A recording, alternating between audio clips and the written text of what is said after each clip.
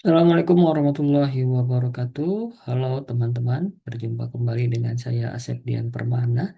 Pada kesempatan kali ini akan coba membahas terkait krisis garmen di Jawa Tengah, yaitu terkait diagnosa hukum dan hak pekerja. Ini merupakan studi kasus empiris dari PT Victory Apparel dan PT Samwong, ya, di mana berdasarkan Detik Finance yang dengan headline Biang Kerok 1.500 buruh di Jateng terancam PHK.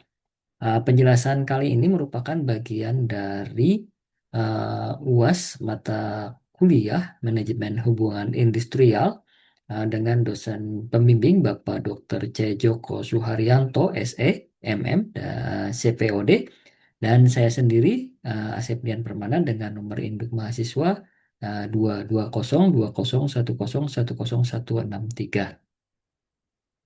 Baik, untuk pembahasan kita kali ini akan diawali dari kondisi, yaitu ancaman nyata berupa 1.500 pekerja dari dua fasilitas manufaktur garmen dengan orientasi 100% ekspor di Semarang dan Jepara yang terancam PHK.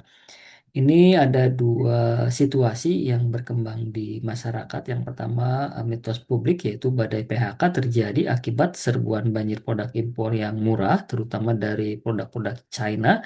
Dan untuk faktanya sendiri, akar masalah dari ancaman PHK ini yaitu penurunan drastis pesanan B2B global atau global retrenchment, yang mengakibatkan pesanan B2B menurun murni karena faktor internal pasar global sehingga tidak ada kaitan dengan banjir impor. Hal ini disampaikan oleh Kemenperin ya. Baik, berikutnya adalah matrik dari diagnosa terkait dua nasib dan dua jalur hukum dari dua perusahaan garmen yang ada di Jawa Tengah tersebut. Yang pertama, fakta lapangan dari PT Victory Apparel yaitu 800 pekerja dengan investor dari Tiongkok yang terkait masalah utamanya yaitu cash flow sejak pandemi COVID-19. Sedangkan untuk PT Sambung sendiri yang berlokasi di Jepara, dia mempekerjakan 607 pekerja dengan investor dari Korea Selatan. Ini memilih menutup operasional pabrik sepenuhnya. Untuk kedua PT ini secara hukum dapat dia didiagnosa. Yang pertama untuk PT Victoria Apparel yang masuk kategori efisiensi akibat kerugian beruntun jika berujung pada PHK massal tanpa penutupan penuh. Ya. Kemudian untuk PT Sambung sendiri, diagnosis hukumnya itu PHK sah dilakukan dengan alasan penutupan operasional akibat kerugian atau force majeure. Ini mengacu pada pasal 154A.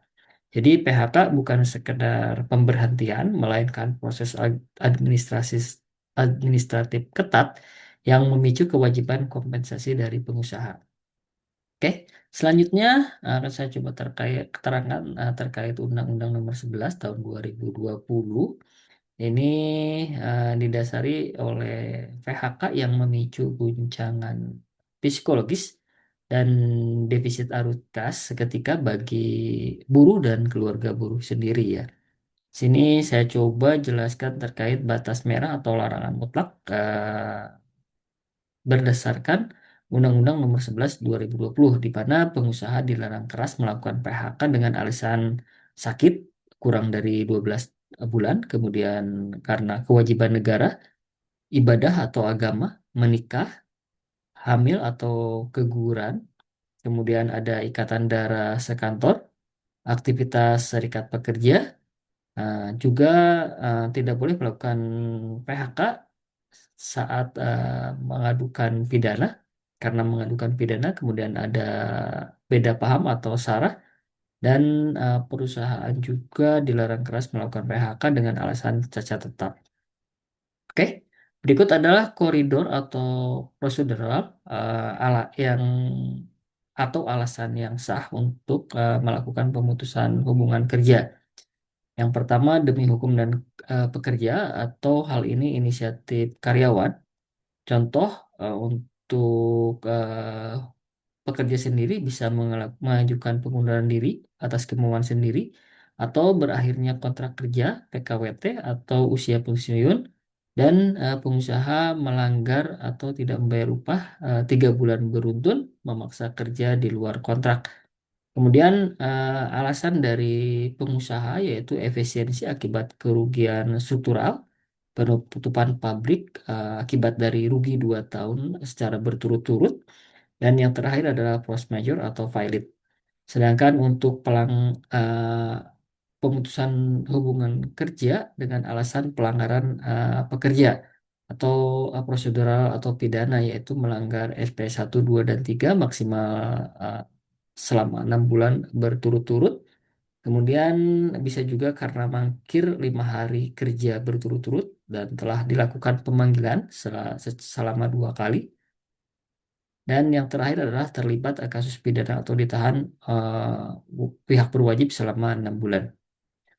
Oke, berikut adalah hitungan atau kalkulator dari bantalan finansial eh, yang berupa hak mutlak pekerja yang terdampak oleh PHK.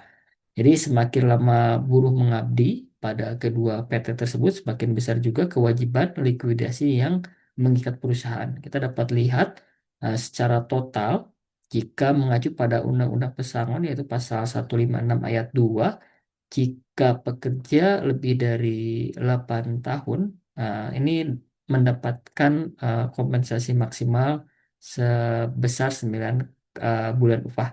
Sedangkan berdasarkan pasal 156 ayat 3 untuk uang penghargaan masa kerja atau UPMK, apabila pekerja bekerja selama 20 tahun, maksimal mendapatkan upah PHK sebanyak 10 bulan upah. Oke, selanjutnya kita akan coba meneliti terkait timbangan yaitu bisnis merespon tekanan B2B global dan pekerja pelindungan upah dan pesangon yaitu titik tumpu hukum memastikan kelangsungan bisnis tanpa merampas jaringan pengaman buruh ya. Titik A-nya Semarang, yaitu krisis 1.500 pekerja, rentan masuk bursa pengangguran.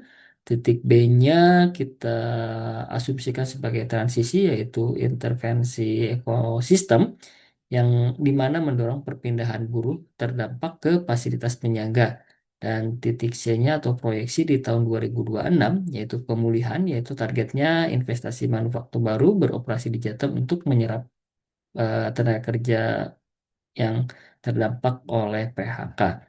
Selanjutnya, kesimpulan dari 3 realitas utama krisis garmen di chip di Jawa Tengah.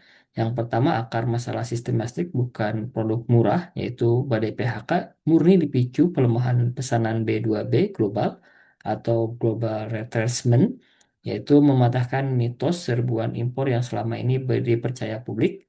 Kemudian yang kedua adalah PHK bukan keputusan sepihak bebas hambatan. Jadi hukum ketenagakerjaan menetapkan batas merah mutlak dan mendikte alur administrasi ketat jika opsi efisiensi terpaksa diambil. Dan yang ketiga adalah kepastian hak dan pemulihan ekosistem. Jadi pesangon dan UPMK berfungsi sebagai jaring pengaman finansial wajib, sementara strategis mitigasi pemerintah, yaitu pemerintah menjanjikan relokasi buruh ke investasi manufaktur baru pada tahun 2026. Nah, demikian penjelasan pada kesempatan kali ini.